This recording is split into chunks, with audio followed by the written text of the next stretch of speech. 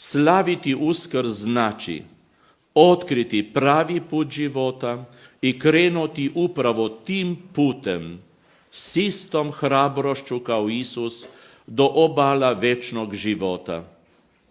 Bezuslovna predanost u našem hrišćanskom pozivu, što je vrlo važno, sigurno rađa veliko uslišanje od strane Boga.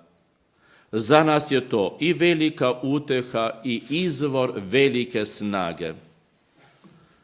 U našoj mjesnoj crkvi čitave ove godine otkrivamo Isusovu vernost Bogu Ocu i njegovu vernost čovečanstvu i u tom okviru proslavljamo godinu sveštenika.